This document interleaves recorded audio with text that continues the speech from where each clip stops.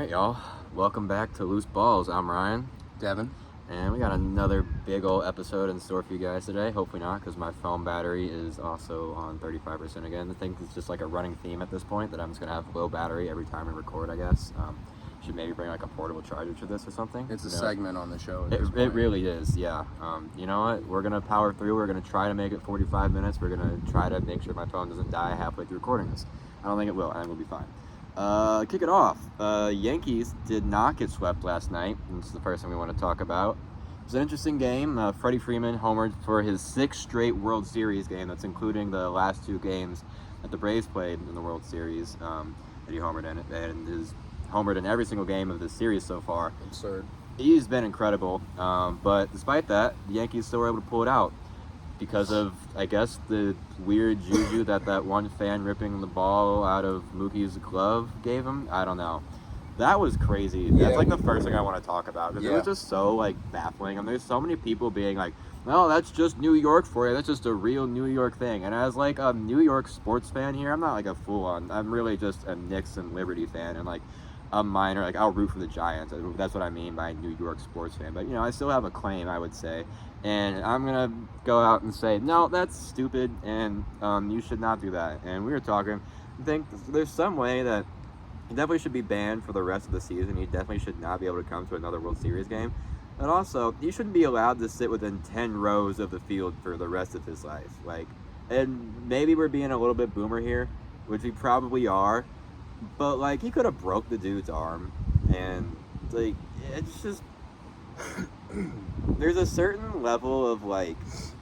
I don't know if decorum's the right word. Again, I feel like such a boomer is trying to, like, be like, why would you do that? But also, it's like, it's just something that's no normal, respectful fan would ever really consider doing. I mean, I'm becoming more and more like my dad every day. I'm fine with being a boomer. I'd say put him in jail. No, seriously. Put him in jail. No, but that's the kind of person that probably will find themselves in jail eventually. I'm just kidding. But the crazy part to me was, it would have been one thing if everyone was arguing about another, like, Bartman situation. But the ball was already just in Mookie's glove. He made the catch. Mm-hmm. It was firmly in his glove. The glove was closed. And he had an accomplice with him who, I mean, here to here, from me to Ryan, he has the ball. Mookie has it in his glove. He starts opening Mookie's glove. And when Mookie reaches with his right hand, this other guy starts swatting at it. He didn't even swat it. He, like, grabbed. I don't know if they're, like, trying to pull him up into the stands or what. It was the craziest thing. I'm genuinely shocked. Like, he didn't have, like, a minor wrist injury from it. Like, and now that's, again, I'm being kind of dramatic here. But still, like, there is a potential chance of Mookie getting hurt from that. Yeah, no, if the guy in the stands wasn't a weasel, it could have. Right. No, that's the funniest thing. Is like the glove was like he had it closed, like completely closed. Like it's not like he was like, oh, still making the catch, or like the fan kind of grabbed it first. No, Mookie made the catch, and then he was like, actually, I'm gonna rip your glove open, man. So just weird stuff all around in this World Series. But no, it was an eventful game. I kind of missed like the middle of it because I was, wanted to go see that new We Live in Time movie with Andrew Garfield and Florence Pugh. If you're a Florence Pugh fan, she has multiple scenes with revealing herself. Let's put it like that. And as a Florence Pugh fan, I was very pleased. This is already going off the rails, but I like it. Good movie. Definitely crushed me emotionally. So I did miss like the back half of the game. Anyways, it was still, it was a positive game for the Yankees. Judge looked better from what I saw. He didn't strike out, which is basically him hitting a home run for the Yankees at this point. But I think the stat is right now is that over the series, Stanton and Soto are combined 5 for 17, and the rest of the team is 9 for something atrocious. It's I think you have it pulled up somewhere. But let me pull it up here. So it'll be a little bit different now, especially since Giolito had the Grand Slam and stuff. But this was through game 3.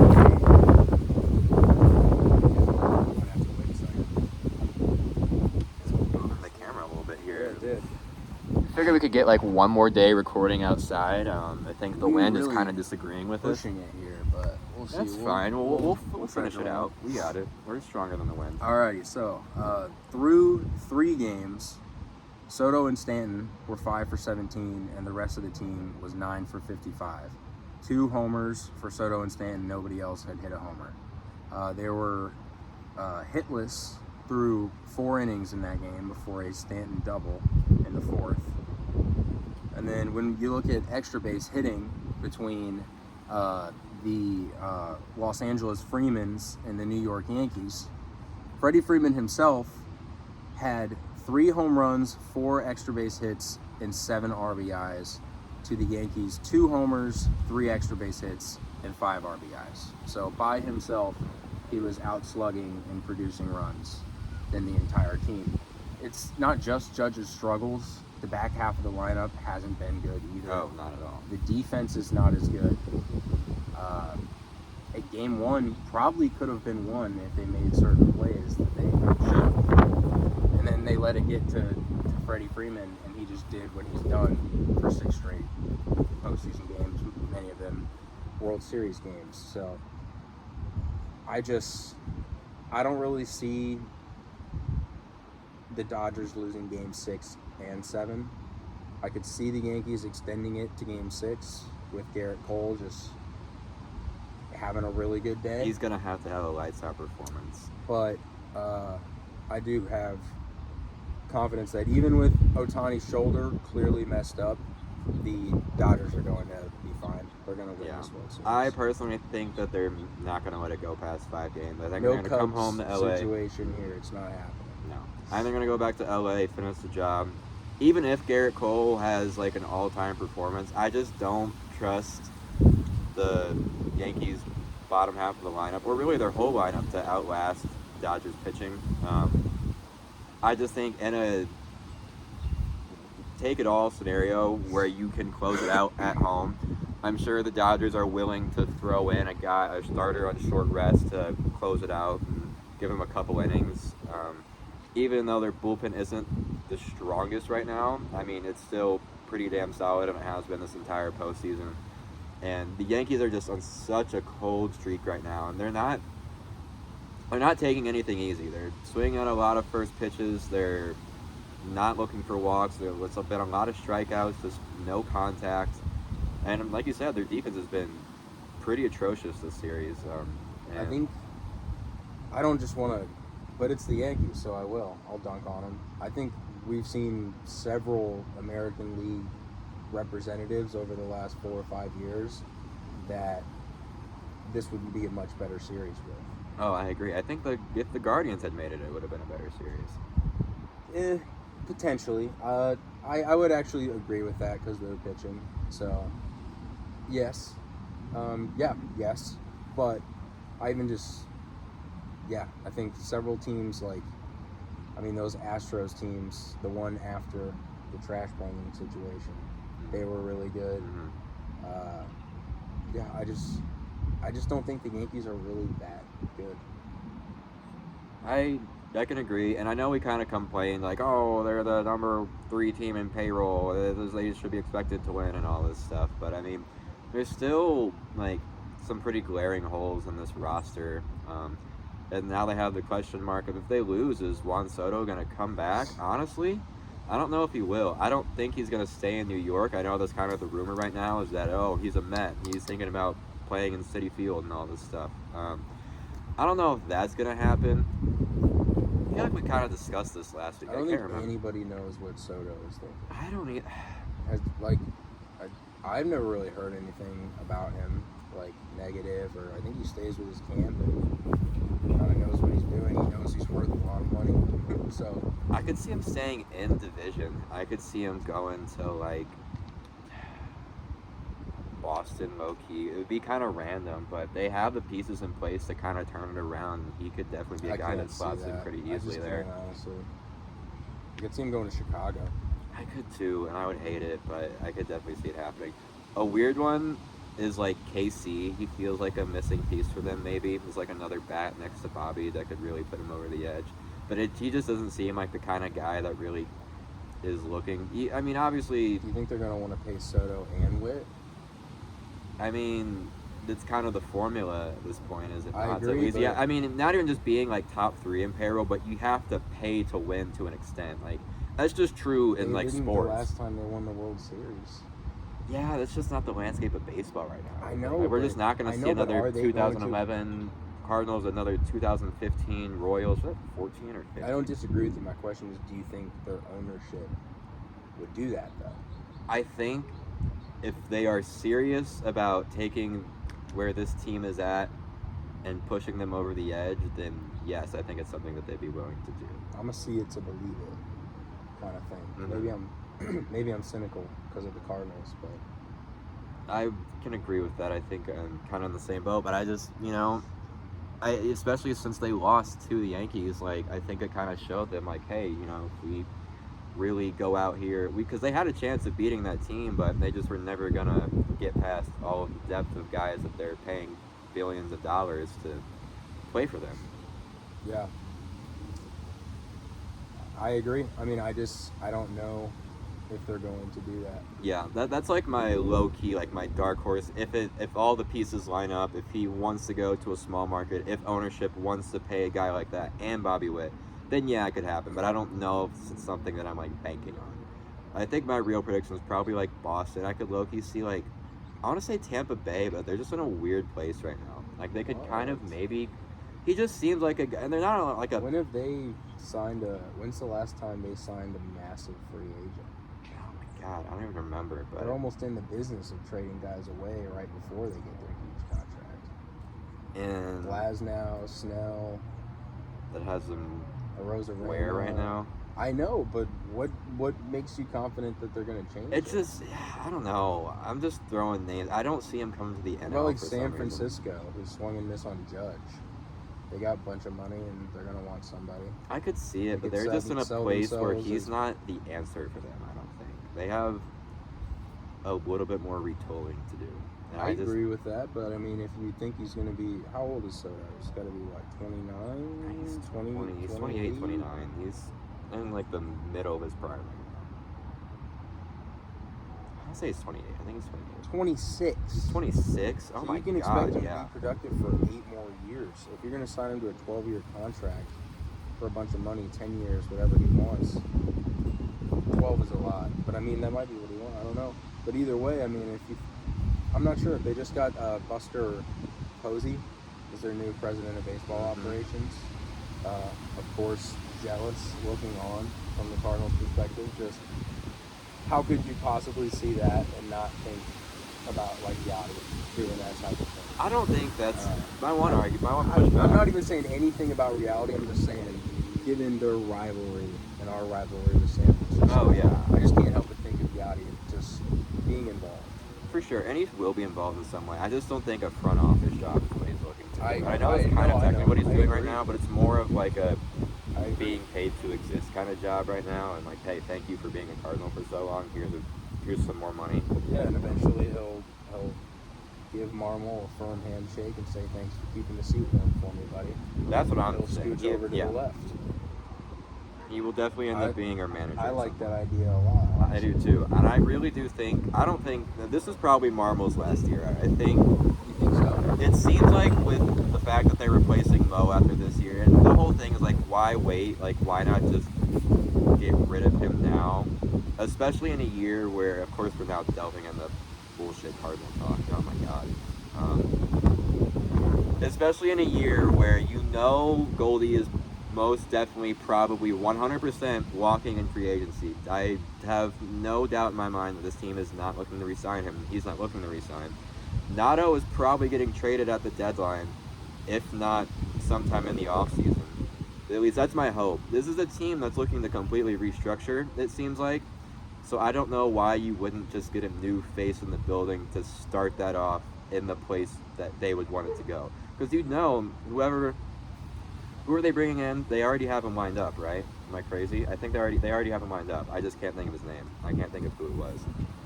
It's the Red Sox guy, isn't it? Maybe I'm wrong. This report came out like 3 months ago. But Shane Bloom. yeah, he's from the Red Sox, isn't he? I swear he Go to his is. wiki. Yeah, former chief baseball Yeah. officer of the Boston Red Sox. Mhm. from what I've read about, I don't know much, but from what I've read about him and from what I've seen in Boston over the last few years, I trust him to do a better job, and he seems like a guy who's gonna want to get his own people in place. So I really don't think Marmol is gonna be the manager that he goes with going forward once he takes over. So it really could be Yadi's job by 2025 or 2026, I guess. Who knows?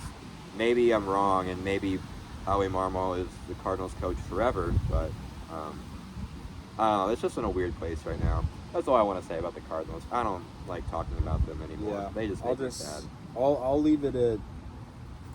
I hope there's not another yes men situation. I hope Bloom comes in and has just the basic leadership qualities, like treating people with respect and listening to ideas, and then also gets the ball rolling, is stern, and has a direction. And if ownership comes to him and says, da-da-da-da here, da-da-da here, and he says, listen, you got to let me be the president of baseball operations, or this isn't going to work to this extent. If they want this signing or that concession, sometimes there's probably nothing you can do. But we need to be decisive, and we need to have a direction. I do like that it seems like we really are going to go younger. And here's the reality: you have to lose a little bit sometimes to start getting back, to retooling your farm system, getting the draft picks, getting the younger players to develop into something so you know what you have, and you got to go from there. Otherwise, it's not going to work, because if we're not, we need to get back to even having a framework that we could go sign a big free agent, and eventually we'll have to, and we'll have to hit on guys like that. I'm blanking on his name off the top of my head, like the guy Mike Leake. Like, you can't just be signing the Mike Leakes of the world for $120 million with inflation. That's probably a $190 million deal for like a Mike Leake. You can't burn money that way and then not make a trade for Soto. I'm not saying anything about that, but what, like you mentioned, with spending money, you're going to have to spend money. You're going to have some elite players. Otherwise, you're really just not going to be able to compete. And I think some of the elite players, or potential elite players, are already in the building. I think Mason Wynn has showed us that he's probably going to continue to get better each year of his career. I thought from the beginning of last season that he could take the jump, and he did, and I'm really glad. That, not the way that he blew my expectations out of the water for sure. I saw him being able to hit and actually being a productive piece, but like this, oh my God, no. And when you're going to have a guy like that who vastly outperforms expectations, you know that the system is still intact and that our farm isn't totally cooked, and they can do it. They can still develop guys, especially when you have Burley, you have Palante, you have maybe hopefully Jordan Walker, who's just looking a little broken right now, but I still trust him to leave. He's only 21, right? He's something like that. Still super young. There's a lot of people in this organization who can develop. Burlinson. Yeah, I said Burley. Oh yeah. I just like referring to him as Burley. I think it's silly. Wow. Okay. I mean, obviously Donovan's been a good piece. That kind of came out of nowhere. Edmund, yeah, ha ha ha ha.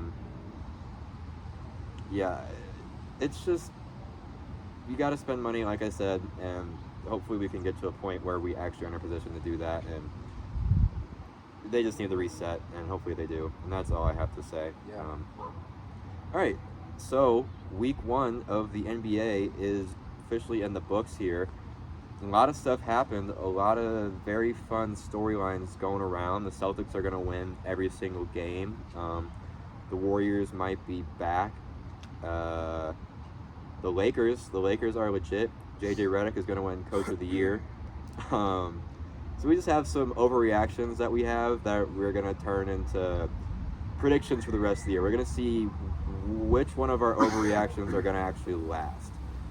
So, Devin, we'll have you kick it off here.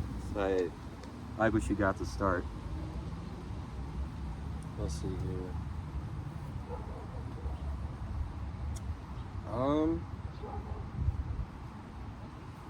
Which one do I want to start with? I'll go with the one I have to say the least about and almost care the least about, but I do feel pretty confident in. We'll go seven for 7 here, and we can check back later, see who's landed. I'll go Philly. Still can't make it past the second round. Yeah, I think Tyrese Maxey is really good. He's awesome. it's a great second option for sure. Yeah, he's gonna have a lot of games with 40 points and that they lose because one of Paul George or Joel Embiid is out or they're on a back-to-back. I just don't have a lot of confidence. I don't really see them being able to stay healthy long term.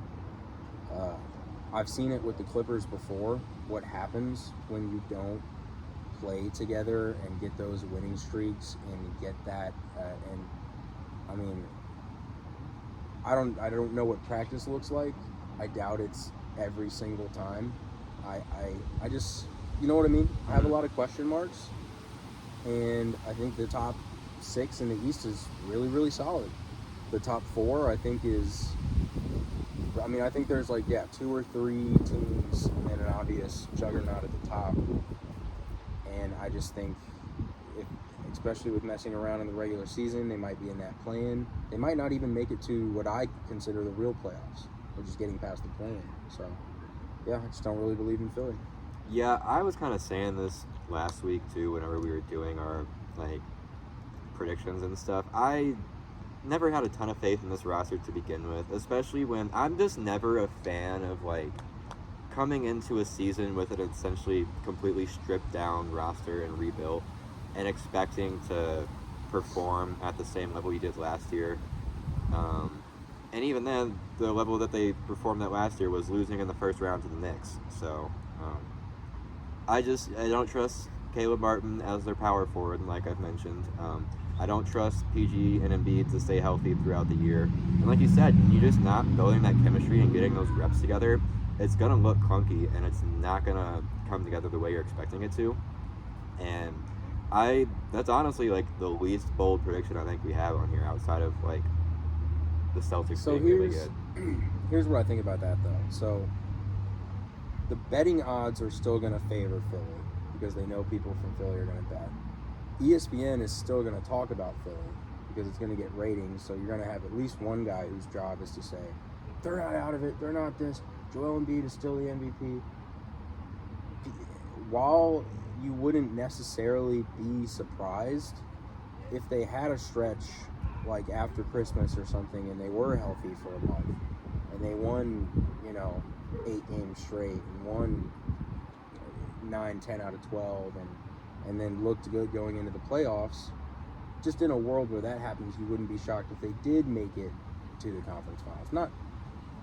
I might be a little surprised myself as someone who's had so much rivalry with them as a Celtics fan, but a lot of people wouldn't be surprised. But you also wouldn't be surprised if they completely fall apart. So it's bold, it isn't bold. Maybe bold predictions isn't the right word for this, but here's our take that somebody might be mad about, and we'll check back. Yeah. And I just don't see them beating Cleveland or a New York or I was gonna say the Pacers, but I don't know. I still believe in the Pacers, and I'm actually surprised neither of us had a take about Halliburton. I am too scared to touch it. I am too, honestly. I think he'll be fine is the thing. I just think, and people have kind of been talking about it, he just gets 2 feet in the paint and then just never looks at the basket. He's immediately looking to kick out, and teams have figured that out. And again, he'll be fine. His shooting will be okay. I just think maybe that this is the level that he's reached, and that there's not really... He's got a lot. He's got time. I just think as of right now, for the next couple years, I don't know if he's someone that defenses are going to be game planning, oh my God, we have to stop Tyrese from scoring 30 or else we're screwed. And he's at the lowest usage rate of his career right now. Nembhard has been doing a lot of the on-ball stuff. Pascal's been getting a lot of looks, as he should be. He's a hooper. He's been great for them. He's their second option, but He's their first option, honestly, right now, with the way that how he's been playing. He's their number one option. And that's just not a team that is really striking fear into the hearts of the Eastern Conference. Same with the Bucks, and oh my God, I have a take about them, but I think I actually cut it, but I think I might bring it up later anyways. It's like a bonus one. We'll get to that. My first one is that AD will finish top 3 in MVP talks. I think that he's going to sustain the success. There's been a lot of times already during like the season where he's fallen, and I haven't been like a little bit worried about him getting back up. Like, I'm not really concerned about him not about being day-to-day Davis, or excuse me, day-to Davis is how they say it. I just think that if the Lakers keep this offense up, which I expect them to with JJ as the head coach, I think he's going to continue to find open looks for AD and continue to run the offense through him like they should have for the last 5 years. Did either of us pick JJ for Coach of the Year? No. It's not a bad. I don't think he'll win it in his first year. Is my only thing. I think he has potential to win it in like a couple years. I mean, if they like actually do like get a top 3 seed in the West or something like that, and AD legitimately has like an argument to win MVP, and I'm trying to think of another stipulation to add to this. Let's say they have a top 10 offense and top 15 defense, then yeah, I could see a world where he wins it. If they finish top 3 in the West, I feel like with the hype train in Los Angeles, I'm having a hard time imagining him not winning that one.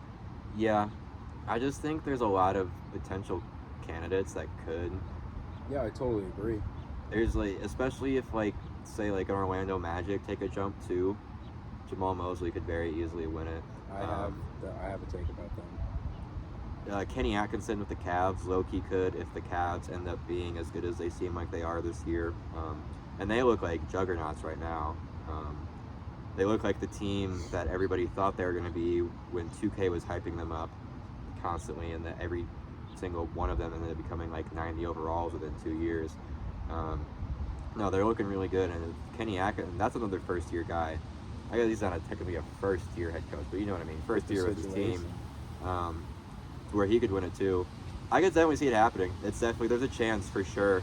I just think if it's his first year, I think they're gonna go with the benefit of the doubt and give it to someone else.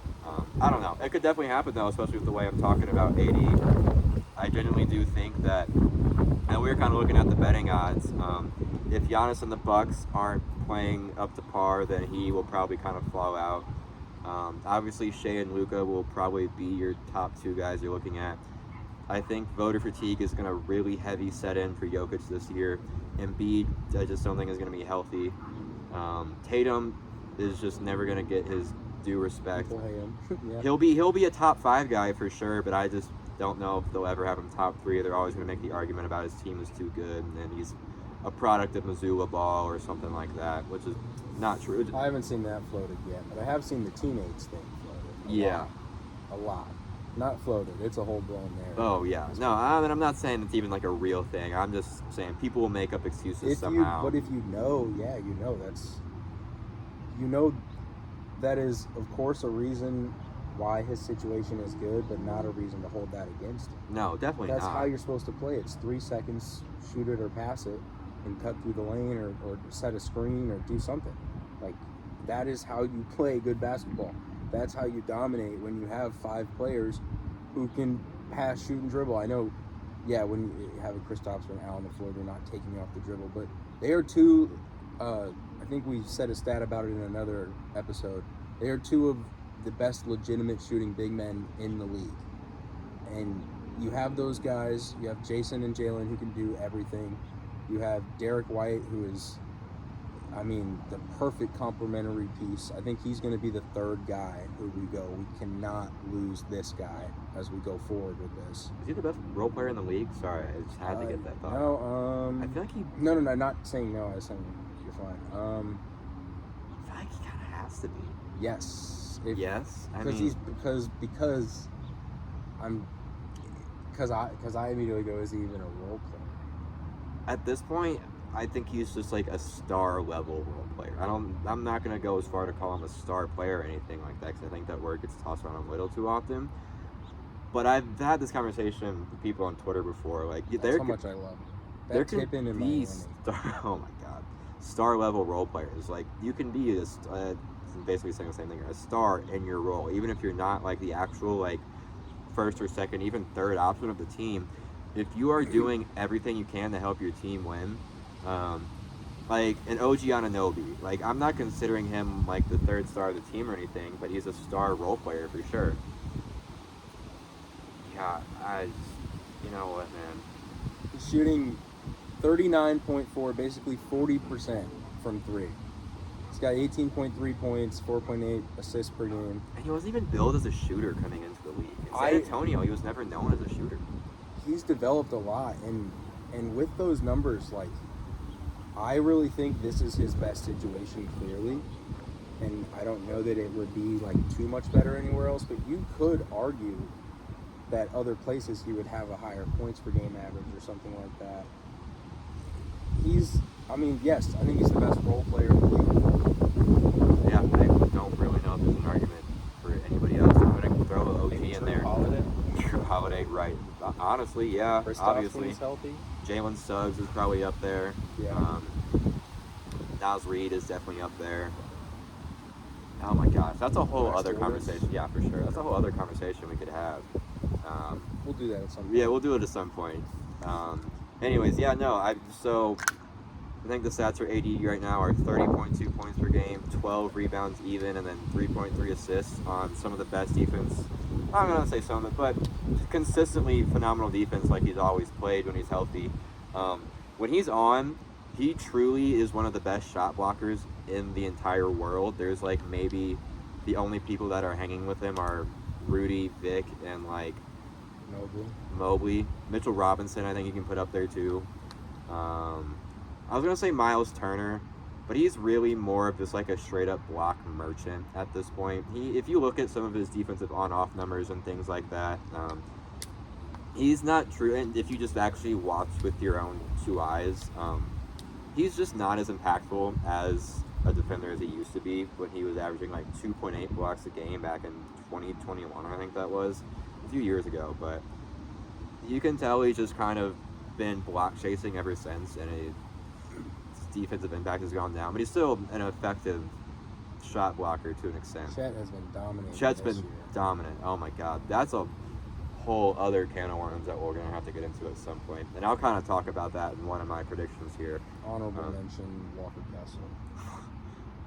Walker is interesting because he's definitely up there, but he definitely had like a bad year last year, and I think it's just like a thing for when like a rookie big comes out of nowhere and it's just a high level shot blocker, like, and no one's expecting it, and then they average 2.5 blocks a game, and they're like, oh my God, like I can hang with the best of them, I can block anybody's shot. They're not saying I'm not gonna play defense, but it's almost like I'm going to focus on blocking shots because that is the most effective way for me to play defense. And then they get too focused on it, and then you end up getting cooked in the paint because you're jumping on pump fakes and you're out of position and you're just straight up hunting for blocks rather than actually trying to man up and play defense and box out. And I think that's kind of the situation he finds himself in right now. He seems like a smart enough guy and a smart enough basketball player to like understand that he's not how he can be the most successful, and I think he'll figure it out. But when he's on, he's on. And I'm interested to see where he could trade it to, because I don't think he's going to be a Jazz for much longer. It's crazy because he's currently on the bench for not even John Collins right now. John Collins is on the bench too. It's they have Taylor Hendricks out there right now, which has been interesting. I know prayers up for Taylor Hendricks. That leg injury was terrible. That was one of the worst I've seen in a really, really long time. Just awful, because I really, really like him. I think he's going to be a really impactful player for the Jazz. That whole situation over there in Utah is very interesting to me. Ainge is going to figure it out. He will for sure. They just have so many young guys. Here comes the 20% mark. I'm going to just close out of this now so we can see our lovely faces while we're talking. Already 34 minutes in. Wow, we said we are going to try to keep this short. It's not going to happen. It's all right. We'll be fine. We'll be fine.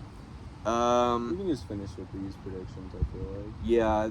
It'll be a good episode. Yeah, I don't have a ton to say about the NFL slate, truly. We could do a short on it or something. Or not a short, but like a pen or something. Yeah, I'm down for that.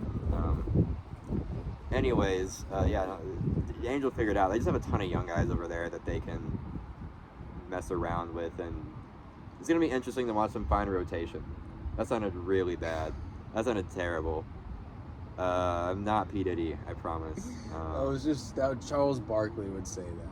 No, Charles seriously. They got a bunch of young guys over there. You can just play around with them. When a guy is banging you, it's just Shaq. And Ernie's like, all right. What do you say, Chuck? Oh, my God. On to the Spurs and the Cavaliers. This is our most unhinged episode so far. Teddy's Oh, like, my God. No, what'd he say? What'd he say, Chuck? No, say it again. Oh, God. We lost the plot so quickly. Inside the NBA is the greatest. Nothing will ever top that. No, I'm going to miss it so bad. Rip Inside the NBA. I can't believe it's going to be gone after this year. That's crazy, man. I'm sure it'll come back in some way. I'm sure someone will buy them up, but goddamn, the vibes aren't just going to be the same. Especially because Ernie probably won't be there. He said he's too loyal to Turner Sports, so yeah. Well, I'm sure things will be right in the world. Yeah, but to finish my AD point, because apparently we can not stop trailing off, and I can't finish. Basically, I think he's going to keep up this level of success. He's been keeping his back to the basket, just focusing on being a big man, which has been kind of one of the main concerns with AD over the last 2 years. His three-point shot has kind of fallen off a lot harder than people expected it to, and he's still been trying to play as a stretch big, or at least the last 2 years. The year before that, or this past season, he definitely was focusing on it less, but it was still kind of there. And now that he's fully focusing on just doing what he does best and just bullying people in the post, playing out of the pick and roll, I think he's going to be able to keep this up. And if the Lakers can finish as a top 4, 5, 3 seed, then he definitely has a very strong chance of being a top 3 MVP guy. All right. Cool. I'll keep my second one short. Partially for the sake of time, partially because if I one, it's a little painful, and two, I don't want to trail off too much. Clippers, better than I thought after the Kawhi injury, will make the play-in. So it's obviously extremely early in the season, but if you look at points from assists per game, which I actually like much more than assists because, I like it better if you're setting up guys for threes, things like that. James Harden leads the league with 27.7. Trae Young is second with 26.5. Might be a good segue into your next one. And then we'll have to talk about Scottie Pippen Jr. at some point too. Cade Cunningham, LaMelo Ball. Harden is ahead by a good margin there. You mentioned to me that he looked good when you were watching the game. Good chemistry with Zubac. It's been crazy to see. I think Zoo's averaging literally 20 and 13 right now. I think 13 is a bit of an exaggeration, but he's definitely over 10 boards. Yeah, we obviously remember Harden with Capella, and he's got good chemistry with big men in general. And Zoo is one of those kind of bigs where he's very intuitive to play with. He's a good communicator. He does just whatever he doesn't have a problem. He doesn't have too much pride in the best way possible. He's just a good guy. He knows what he needs to do. And if someone says, hey, do this exactly this way, because trust me, here's why I think it's the best way, he's just going to do it. Mm-hmm. He'll at least give it a chance for a while before he, maybe if the results are that bad or something. But what I'm saying is he's very intuitive. He knows how to do exactly what you want him to do. And Harden's a guy, I'm sure, who can communicate as well and is going to get him in the spot he likes it. And, yeah, Harden is up there in age, but, some of those skills just never go away. The way he can read a defense, the way he's going to get to his spots, the way he can sneak those little passes like that. yeah, and he's always going to have games where the floater can get going. I could just and there's a lot of depth on the Clippers as well. Yeah, which is kind of something that I think people were not expecting coming into the year. I think there's just this kind of consensus that, like, well, if Kawhi goes down, they kind of might be screwed. And, like, who's going to step up? And it seems like most of the bench has been able to step up so far. Norman Powell is awesome. Norman Powell is just a great guy to have on any team that's looking to compete. He's just is going to look to make the right play. He's going to shoot the skin off the ball. I got to shout out Derek Jones Jr. too. He's looked good. He's looked really good so far. I think a lot of people were worried seeing if it was just kind of the Luka Kyrie effect to what happened last year, but he's legit. No, for sure. he looks awesome so far. And Kobe Brown, he'll break into the lineup by the end of the season. He will, I believe it. He's your guy. All right, so that's my Clippers right Yeah. now. All right. I will then. You want yeah. me to refresher? Hmm? I got them right here. Do you remember all of them? I have them written down. I got them. Bet. So my next one, I think Trae Young is not going to finish the season with the Atlanta Hawks, and I'm gonna try to see if I can not go into my little rant about Trae. Essentially, it's not even really that I'm a Trae hater. I like Trae. I think he's a really good point guard, and I think he's a great NBA player. I just think some of his hype is a little overblown. I think that he has been mostly inefficient for his entire career, which is true. He has yet to shoot over 50% from the field, let alone barely league average, which is about 47%, and he's only done it once. His best season shooting from three is 38%, and he was heralded as the next Steph Curry coming into the league. So I think I'm a little bit more disappointed for the expectations I had for him coming in than some people are. I think some people see the flashy assists that he does and are just like, yeah, cool, he's the best point guard in the league. And he is a great passer, but sometimes he can get a little assist hungry, and he is not the best with his. And obviously, when you are the main option, when you are the star player, and you have the ball in your hands a lot, you are going to have a lot of turnovers. It's just a fact. LeBron is always up there. KD is always up there. Giannis is always up there. The top 20, for top turnovers in the league is always most of the best players. It's just a fact. It's just how it goes. But as a guy who is averaging 10 assists per game, if you're also averaging near 5 turnovers, I'm not feeling as confident in those passes, and if you're really truly running the offense in the most effective way, which is why I think he's going to get traded. For one, I just don't think this Hawks team is good enough for him to lead them anywhere. For two, I just think Trae would be better as a secondary guy and having someone else have the ball in their hands more, so that Trae doesn't have to worry about those turnover numbers and isn't having to worry about carrying such an offensive load and having such a high usage percentage.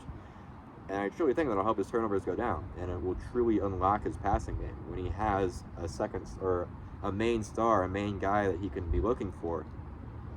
In the same way that, Tyrese Maxey, who I love, I just don't think he's ever going to be a first option. I think he's always looked better when he's had Embiid next to him. I think it opens up a lot more of his game, and it helps him find. Who do you think would? Sorry, finish that point. It's really just to the point of some guys are better served as second options because when the defense is keying in on you, some people just can't figure out how to adjust to that, and it makes them uncomfortable. And I know Tyrese had a 40-point game the night, and he looked good, but there's still times where it's like, wow, he definitely needs Joel out there. He definitely needs a partner out there to help him navigate this, or else things would be going a lot worse. Who do you think would want Trae? 3 teams come to mind for me. Immediately, obviously, the Lakers are going to be a name thrown around. I don't know how in love they are with D'Lo. He's been interesting this year. JJ's had a couple times where he's shown some favoritism to Gabe Vincent in closing lineups rather than D'Lo.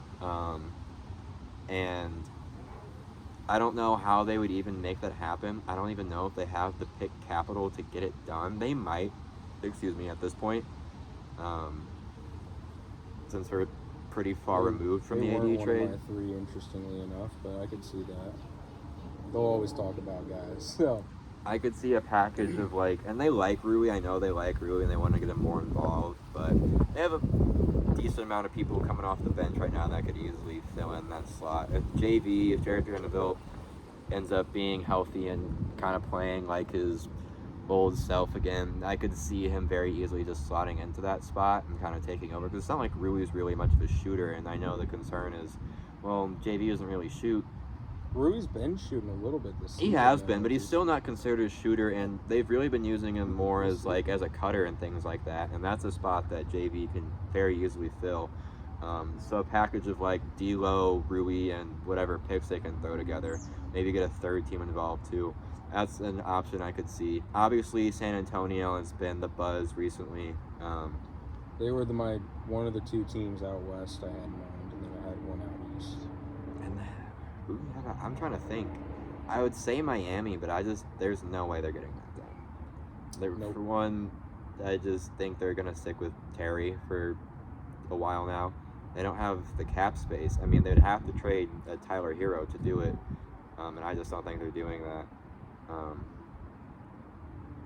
Who out east? Who are you looking at? Brooklyn. Brooklyn? I don't. Why? Why would they do that? Just to get a star in the building.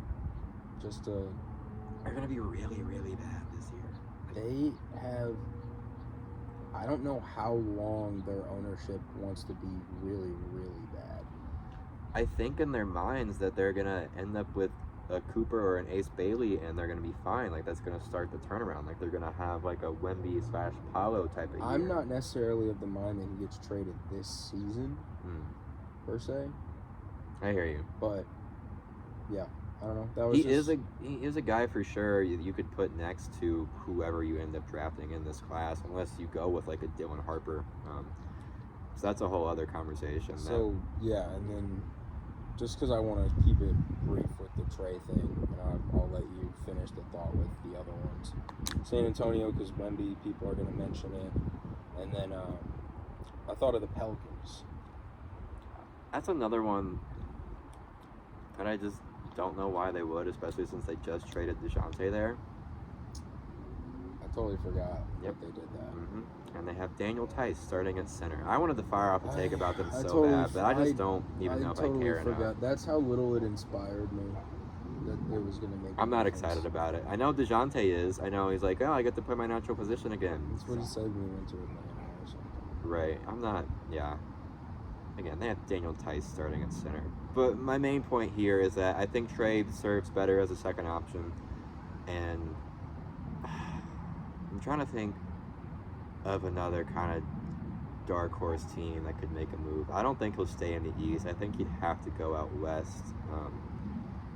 A kind of random one I could see, and I don't even know if this makes sense, and maybe I'm just yapping, but So Rockets. Yeah. I could see like a Fred VanVleet and like Tari Eason package. I knew it. I just knew it. They have picks, they have big contracts, they have young guys who they need to clear minutes for. You're excited about the Rockets, I can tell. I really like the Rockets. They just have a bunch of young guys who are really, really good at basketball. And they need to clear minutes somehow. And I think Tari Eason would be a perfect fit over there in Atlanta, especially considering that I don't believe in DeAndre Hunter. Obviously, Richese is there now as like their main big wing piece, but I don't know. Jalen Johnson doesn't fully pan out, which I don't think is going to happen, but I'm just spitballing here. I like the Rockets, and I think it's a way they could kind of push themselves fully into title contention. Just saying, Jalen Green, Trae Young backcourt. That'd be sounds pretty. Whoa, that sounds really defensively. bad. Holy shit! That sounds defensively. awful. I just thought about it for 2 more seconds. Maybe I lied. Oh, Maybe man. not Houston. Ooh. That team would not be able to defend anything. They'd be like, all right, Dylan Brooks, guard the entire starting 5, please. That just would be not out west. No. No. Yeah, maybe that's part of what makes it hard. I don't know. Yeah. And there's also just places that, like, no matter, like, the situation also doesn't make sense, but, like, the Jazz. they would know Trae Young doesn't want to be in, like, I know Atlanta's not like but it is. It's a big city. Mhm. Like, I think he likes being there.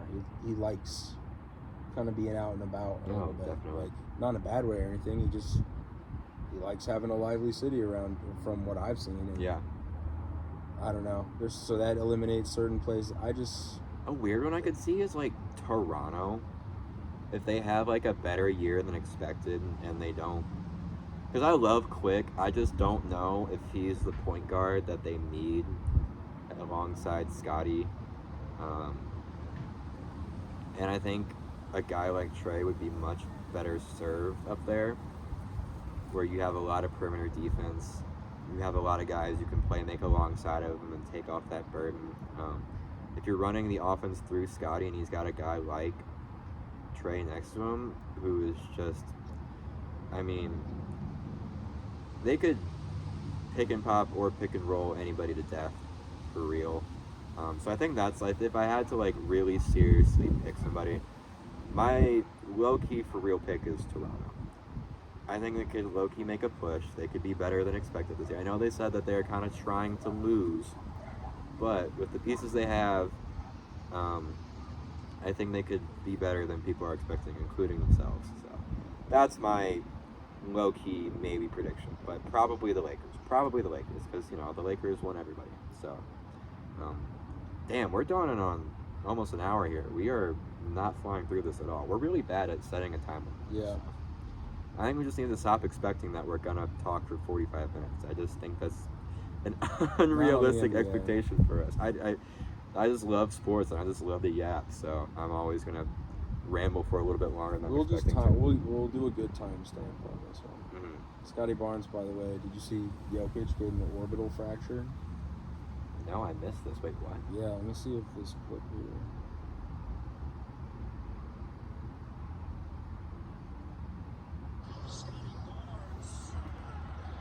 Great podcasting, by the way. Fantastic.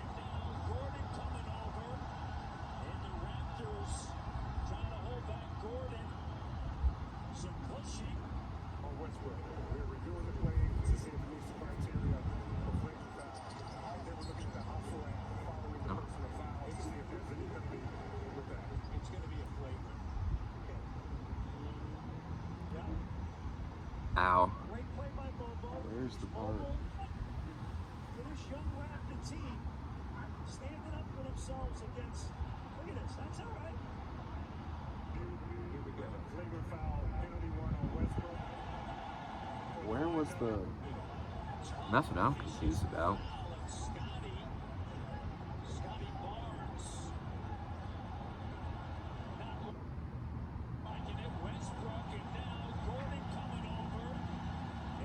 Why are they showing an unrelated I don't video? understand what this clip is Ah. from ESPN, but It's a good use of our time. we literally might even just edit that part out. 'Cause that was ridiculous. No, we keep everything in around here, and that's the goal. That's the point. We can See it all. maybe we do like a little fast forward thing or something. But anyways, point is, there was no point. That was the only You point. just wanted to let me know that Scotty Barnes will be out for 3 weeks with an orbital fracture, which I appreciate. 'Cause Pretty I much, was yeah. not aware of this. I somehow totally missed this report. All right. So, which one of us is up? And I've done two. I you- just did my second one with Okay. Trae. We'll speed through, not speed, but a couple here. This one, because I don't even really have too much to say about it. We just put this together earlier. Suns stay healthy and finish a top 4 to 5 seed. I've liked how they look so far. I think Booker and Durant look really good. I think they are both in the right mindset. Beal has looked solid as well. Yeah, I talked about it in the other episode, and I'm a believer. Ryan Dunn might be rookie of the year. Just off rip. He looks like he can actually shoot. He absolutely popped off in preseason, and I was like, It's real, man. The this shooting is real. he is. Yeah, they got the gem of the draft. They got Absolutely. the hidden gem. And my issue with Phoenix, and I'll try to make this as short as possible, has always been that it just seems like we're going to have to rely on D-Book and KD playing 40 minutes for them, like 45 plus minutes in the playoffs to accomplish anything, and that just wasn't going to be sustainable. this is a team to where they can let them. I mean, obviously, like, your stars are gonna play 40 minutes in the playoffs, no matter what. Like, no matter what team you are. But when they're playing pretty much the entire game and being expected to carry the entire offensive load, and essentially the entire defensive one too, it's not like they really had anybody defending around that time that they could really trust outside of like Josh Okogie. No, he got traded in the Durant trade, so he wasn't even there.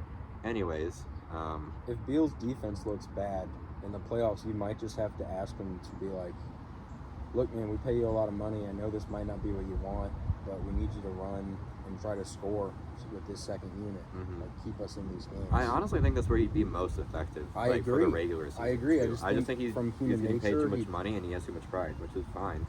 you just got to do it at Yeah. some point if you want to win.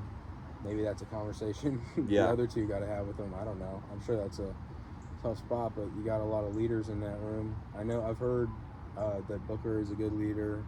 I've heard Kevin Durant, I know he's a little weird like all of us, but I mean, I think people respect the hell out of him. So, Mhm. yeah, I also agree that that's how he would need to be used in the playoffs. And if he's fresh, you can use him late if you want, just to have that elite shooting at times on the floor and definitely elite scoring. So, I agree. I Yeah. think that would be like kind of bench scorer into closer. Yeah, no, I like the Suns. I was a little worried about them coming in. I am still worried about them playing bud ball and him not being able to make adjustments late. Let me not say not be able to, refuse to make adjustments. So that's like my one area of concern. But this roster is a lot more filled out. It doesn't feel... They did a lot with the little money they had this offseason, and so I'm impressed, and I think they'll be... I agree. I think they'll be about 4 or 5. They'll make the playoffs. They won't be a play-in team. Scorching hot take right there, for real. All right, my next one is the Pistons are mid. They are not bad. They are mid, which for the Pistons, who won 14 games last year, is about the biggest compliment they could possibly receive. They're just playing real basketball for once. They're not running all bench units. Jaden Ivey looks like a good player next to Cade. Tobias Harris has looked like a great signing so far. Tim Hardaway has looked like a great signing so far. Malik Beasley has looked like a great signing so far. They just have guys in the building around Cade who can shoot, which is phenomenal, which was the big issue that every Pistons fan was complaining about last year and was worried about, was that there's just no spacing around Cade, and he's running into a clogged paint trying to make a play. Devin is currently setting up a charger into my phone to preserve some battery here. Oh, now it's asking me if I want to trust this computer. Yes, I trust this computer. Alright, yeah, so this definitely takes the cake for our messiest episode so far, in the process of trying to make sure my phone doesn't die. It's actually ridiculous at this point. It really is. So cut off the recording. Still have everything, so thank God we don't have to record a bunch of stuff all over again. I think I was saying that the Pistons actually have spacing around Cade for once, which is really, really awesome. They've just looked like an actual competent basketball team. JB Bickerstaff is a good basketball coach. Not that Monty Williams isn't, but he's at least a basketball coach that was trying to win games. And the Pistons are currently 0-4, which is kind of the funny part about this take, is that I think they're going to win 30 games. 25. I think they're going to win at least 25 games. I'm going to put them in the 25 to 30 range, because 14 wins last year is really, really, really, really bad. And expecting a full turnaround from that is a lot, but like you said, these are bold predictions here, so I'm going to put them in that 25 to 30 range. On the record, I'm holding you to 30 for 30? checking All right. the bold prediction. For sure. Okay. If they get 29, we'll talk about it. But yeah, no, they just are actually playing real basketball. They're trying to actually look like they're winning games. They've actually been in pretty much every single game that they played so far. They played the Celtics pretty well. And I know Jaylen Brown was talking about, when we play bad teams, we just try to play it through Peyton and all those guys. We don't really care as much. We know we're going to win, so we just try to let our bad guys get good shots up. But still, they looked like they're looking like an actual competent NBA team who's playing NBA basketball. And it all starts up top with JB. He's clearly set a culture there. He's clearly set a standard of what he's looking for. Jalen Duren has looked really good this season. I was a little worried about him last year defensively. In kind of the same way that I was talking about Walker Kessler. He was getting a little block hungry. He wasn't moving his feet as much. He was getting kind of bullied in the post by some guys bigger than him. But you can tell he got in the gym. He definitely bulked up. He's got his strength up, and he's just playing good basketball so far. And if he can continue to grow, he's gonna be a really important piece for that team. I think that's all I gotta say about him. They just literally look like a real basketball team, which is like the highest praise I can give them after last season. So. Sorry, I'm just writing my predictions down so I don't have to go back to the computer. Oh gosh. Yeah. I like this Pistons team. I think they're gonna be good. I think Jaden Ivey is actually gonna. There's been like not rumors, but the like consensus among Pistons fans is like it's gonna suck when it happens for him somewhere else, and I think it's gonna happen for him in Detroit. I think he's gonna be in Detroit for not his whole career, but for a while. I think they're gonna try the him and K experiment for as long as they possibly can, and I don't think he's gonna be gone anytime soon. And Detroit basketball is all I gotta say about that. All right, I guess I'll do my next one.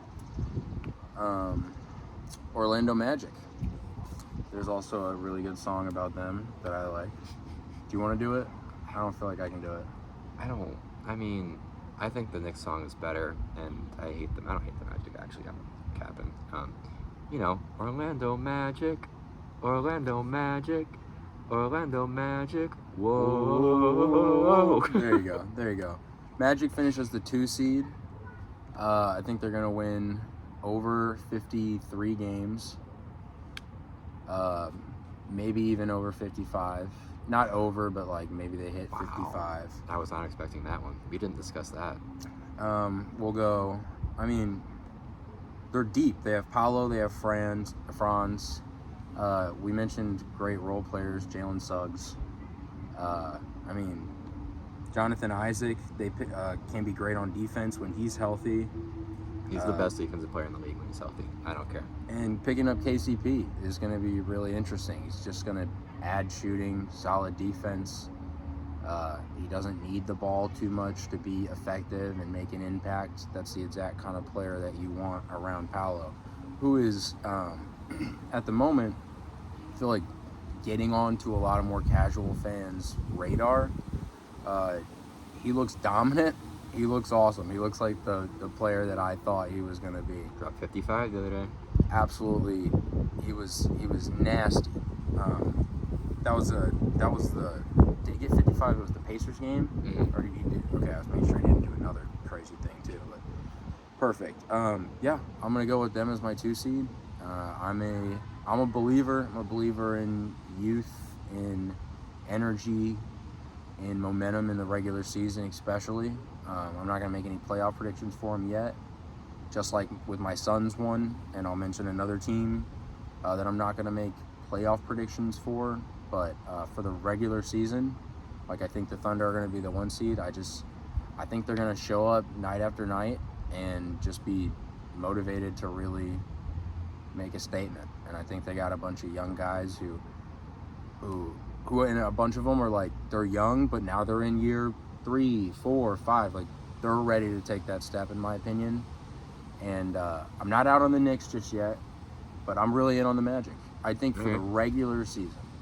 Okay, I can agree to an extent. I really, really like Paolo. He's one of my favorite, like if not, he's probably my. It's like between him and J-Dub, like my favorite non-Knicks, like young guys in the league. He's just so impressive. I've talked about this multiple times. I'm not saying that their games are completely similar because people have kind of been talking about like. The casual conversation on Twitter is that he's literally mini LeBron, and he's not. There's a lot of things that they do differently, but when you look at how he plays, like sometimes it's hard to like not see LeBron, and just in terms of like an aesthetics, like he just hoops like LeBron does, or like how Carmelo does. He's Ben Simmons, the good ending. Essentially, yes, yeah. I mean, just not necessarily without the defense, he's getting better as a defender, but just not all NBA level defense. It was more a joke, but like in terms of having a guy with that kind of size that's going to barrel down the court, make the right decision a lot of the times. And I think maybe even people who really paid attention didn't expect Ben to be the kind of scorer that Paolo is becoming and people thought he could be. But yeah, just like kind of little things there. Yeah. That kind of idea. Which it's like it's a prototype for around the league, what you want to compete, to win games.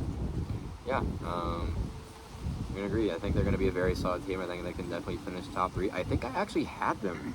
I don't even want to go back and look at my notes. I feel like I had them finishing super high, if I'm not mistaken. I think we both did. Yeah, I had them at the 2 seed originally. I know I moved them up from what my predictions were. Yeah, that's what I thought. Yeah, no. I'm more reserved on them winning 55 games, but I think they'll still for sure have a chance of being a top 3 seed. Obviously, I think they're gonna be good. They won 48 last year. Yeah, there's a real chance. I'm trying to decide which one I want to do next here. We'll go with my Nuggets take. I think they're not gonna fully blow it up or anything like that, but they have to hard reset at some point here, and I think it's gonna be this season. And I think that it's going to start off with MPJ getting traded. I think that he is just making way too much money than they're willing to pay him and for the role that he plays. And just for his overall skill set. I mean, I'm pretty sure his extension was like 4 years, 150, something like that. What's the trade look like? Who wants him? How do you work the money out? There's a lot of bad contracts around the league, a lot of big contracts that could definitely be tossed around. What about how much money is Brook Lopez still on a big contract? Fairly. That's an interesting one that I could see, but the last thing Milwaukee needs is getting rid of a defender. I agree. I could just see them really wanting some more perimeter shooting. Yeah, I could see that too. Yeah, but I mean, continue. I just really, my focus is less on where he's going to go and who would trade from, and more of just with how expensive they're getting and the way they've been looking, they just don't have enough guys around Jokic who can create for themselves. And it's at some point, if they really want to get serious and actually extend Jokic's championship window, then something's going to have to happen, because they just have looked uninspiring, I think is the best way to put it, to start the season. Kind of like the team I just mentioned, Milwaukee. Yeah. And I'm not even really going to go into it. My take about them is that I don't see them being a top 6 seed. I don't know how much I believe that, but their vibes are just off. Their chemistry is just off. So I don't know. That's a conversation for a little bit later in the season, I think. But I just don't know where else they would go. I don't think they want to trade Jamal. Obviously, Jokic is there to stay. Obviously, Gordon just got his extension. And I think for what MPJ does, he's probably the most expendable outside of Jamal of those max guys. So I don't exactly know where the trade would be. I don't know who would be looking for him. Off the top of my head, I kind of want to say the Pacers for some reason, just because I think they're not done making moves. I don't know how it makes sense, but Do you think Carlisle wants him as a defender on that team? I mean, not like he's the front office, but they have a lot of defense already on that team. that's what I'm saying. I feel like he doesn't fit. I think they can exchange some. I'm not gonna say a lot of defense, because it's obvious like they're known for not being a good defense last year. Nemhard fights down there. Neesmith fights down there. Halliburton isn't terrible. He's not great. He's not good, He has the tools to be better for sure. but he is going to run your offense. I mean, Turner, let's not talk about overrated or underrated, but he's not a horrendous defender. Got Ijax, who's a good defender. I don't know. I don't like that fit personally, but I mean, yeah. It's just one I'm throwing out. It feels like a move that could happen. Understand. I just don't think that they're done making moves. I think they have some more I agree with that that they could for do. sure. And it'd be an interesting one for sure. I'm like blanking on teams out west that could like realistically do something with that. He'd be perfect in Sacramento if DeMar didn't just get there. If they didn't go out and sign DeMar and just kind of stayed pat till the trade deadline, I would be hammering that take so hard. I think that for some reason in my brain, it just makes the most sense that he would go there. That's not going to happen now. But yeah, I don't know. I just think the Nuggets are maybe due for some restructuring.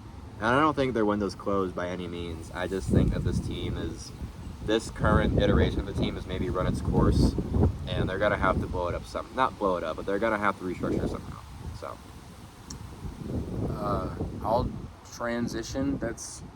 I wanted to save this one for last because I feel like it's the most interesting of the last three. I feel like the last two are a little bit more, just not as divisive, but it just makes too much sense after you did the Nuggets. I have Minnesota continuing to struggle in close late game situations. I say continuing like it's been like an ongoing trend, but it has been happening early. And there is a conversation around them building this new chemistry. We've talked a lot about which lineups are going to end up being, who's going to play with who's getting what minutes, and what do the rotations really look like. I also just think there is a almost feeling around, and we touched on it a little bit before we started the podcast, where it's like Anthony Edwards is so much talent, it's so obvious, and there's certain situations where he has a turnover here or there. I have a lot of notes about a game we're not going to be able to get into because this is already going for a while, but I wanted to talk about the Timberwolves versus the Mavericks. So we obviously saw that in the Western Conference Finals last year, and it was almost poetic how similar and how indicative of how I feel about these two teams, how the end of this game played out. You had another switch at the end where Luka hit a dagger three. It was almost the exact same spot. It was hilarious, actually, how similar it looked. it was crazy how close it was. It was just like, that's what I mean, Yeah. like the irony of it. And then it was exactly kind of what happened in that series. Anthony Edwards hit a big three in a moment where it kind of didn't matter, and then had a turnover again right after. Towards the end, where it was still completely in play, he had like a big dunk, and then they threw it up to Kyrie, and he ended up hitting a layup on the other side, cherry picking because they just weren't paying attention. And then after that, he had another missed shot into a Kyrie layup that put the Mavericks up 5, or something like that. Next time down the court, Anthony Edwards turnover. Next time down the court, Luka hit an and one, drew a good foul on it. And then Anthony Edwards had another turnover right after that. And that was the game.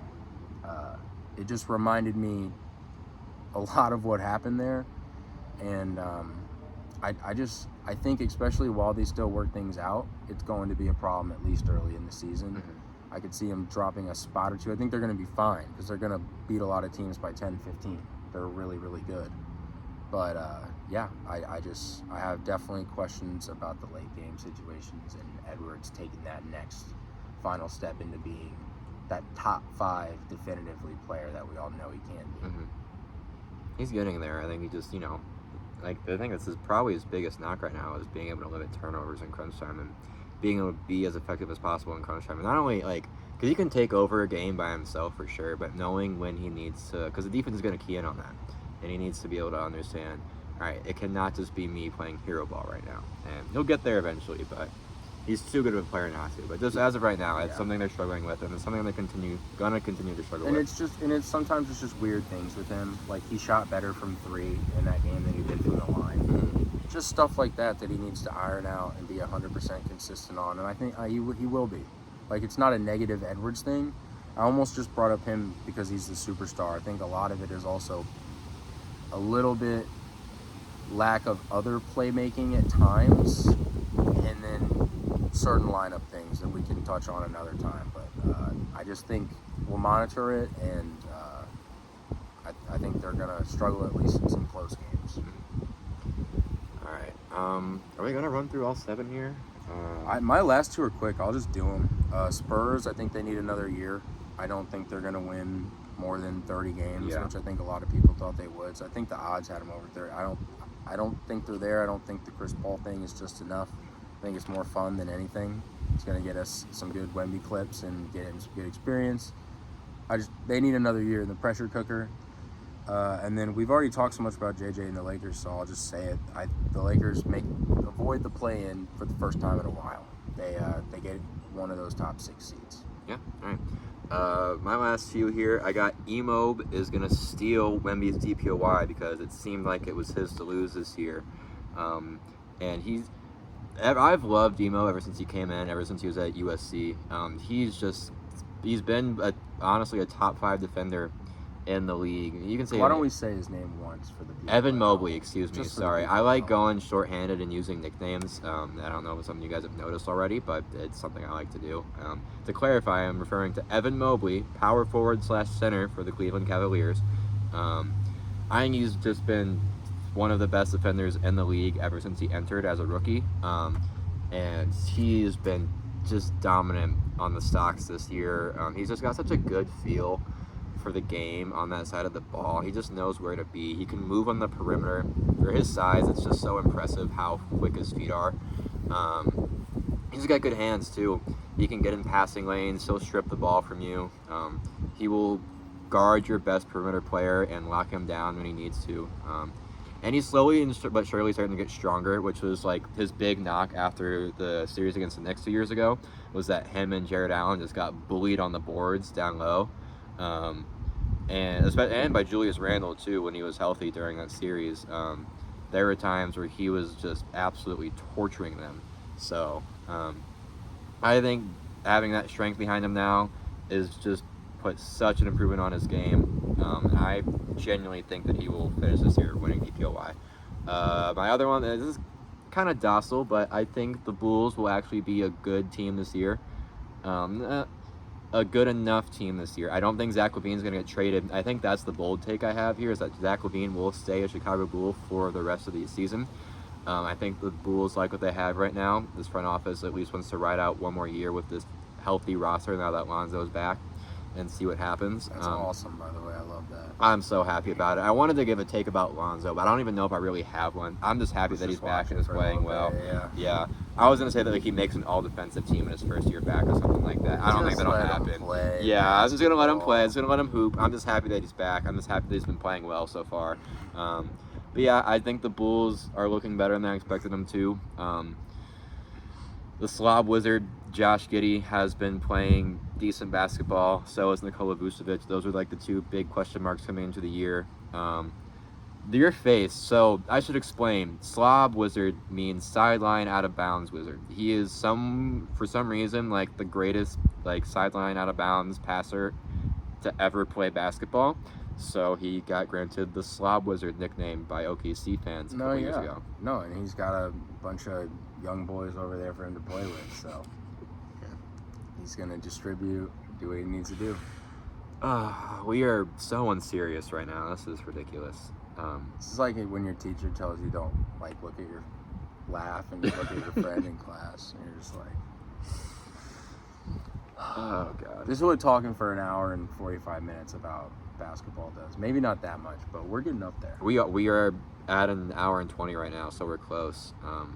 I think this is getting close to being. I think our longest episode was last episode. That was like 126. So we're looking like we're gonna clear that maybe. Well, depending on how long we chat after this little last take.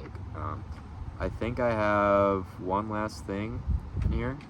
Yes, I do. I don't know why I'm like blanking on what I was gonna say, but 2 65-win teams, which is not like the boldest take in the world, but I also think it kind of is, because 65 wins is a lot. The Celtics won how many games last year? Was it 65 even, or was it 64? 64. 64, that's what I thought. Yeah. Okay. 64. I think it's doable for the Celtics. I low-key wanted to maybe say 70 wins for them, but I'm not that bold. 70 wins is a lot, and I think just with like the injuries to KP and everything, to Kristaps, it's gonna be. They'll be fine. Like, it's not gonna be a detriment, but I just think they'll lose some games that they could win if he were there.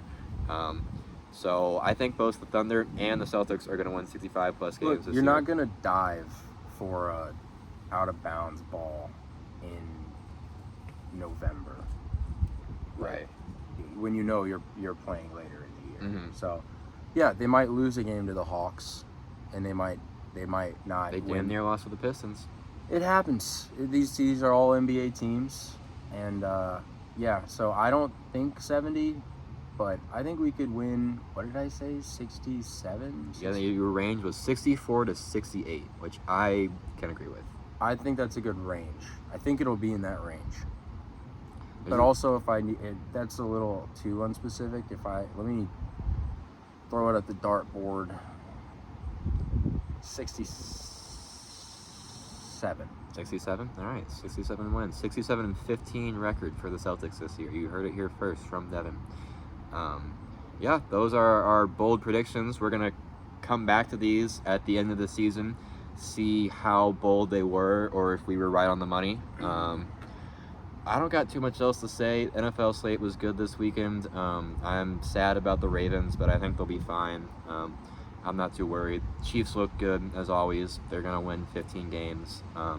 Deontay Johnson to the Ravens. I love it. I love the pickup. I don't think we're done yet either. I think we're going to trade for some sort of pass rush help. That it's going to be an interior D lineman or edge rusher, one of the two. But yeah, I don't got too much to say about the NFL slate. It was just a good weekend. The Monday night game was terrible, as all of the primetime games have pretty much been. If you watched it all like I did, it was NyQuil. I was flipping back and forth between that and the World Series. I mainly was watching the World Series. I fell asleep, but Yeah, it was not great. Why do the Steelers and Giants keep getting primetime games? I don't get it. The Steelers are sure they're a good team right now. They're a good team. I don't believe in them at all. At all. I don't care. I don't believe in them at all. This is definitely me just being a hater. I don't care, though. I don't believe in the Steelers. I don't think they're going to end up winning the division. They're also just a boring team to watch. They're not fun to watch.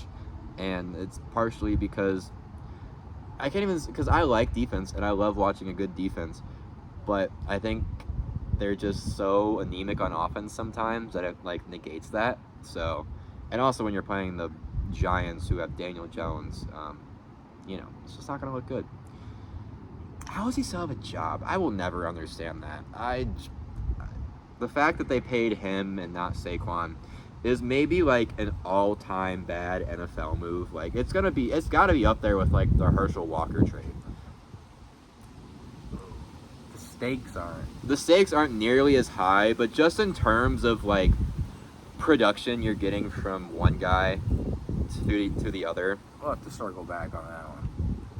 The Cowboys got Emmitt Smith out of the Herschel Walker trade. So I think No, I'm saying on the New York one.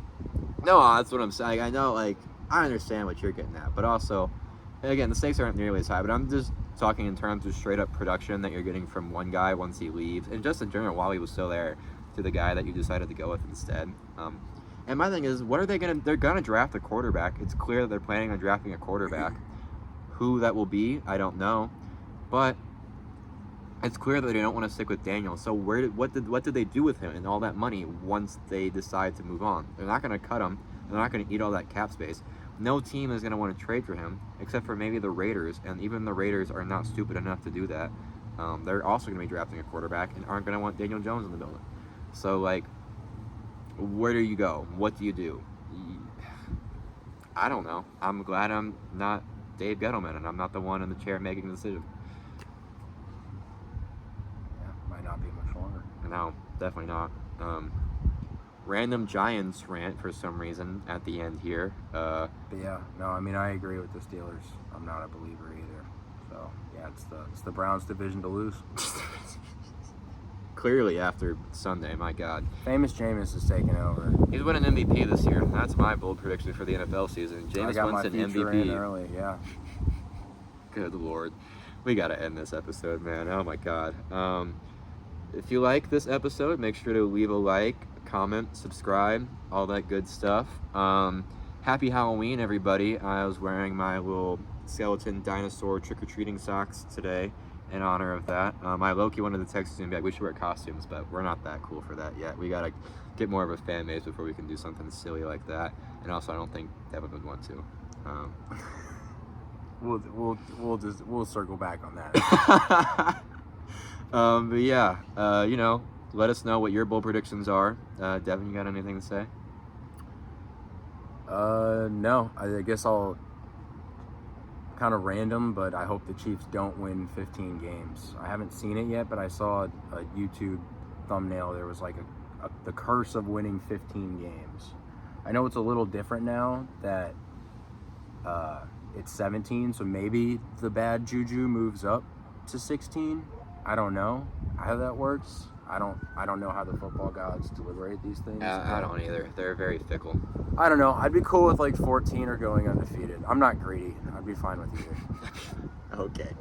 I think that's a great place to end. All right, y'all. Like I said, like, subscribe, comment, all that good stuff. And we'll see you next week. Peace.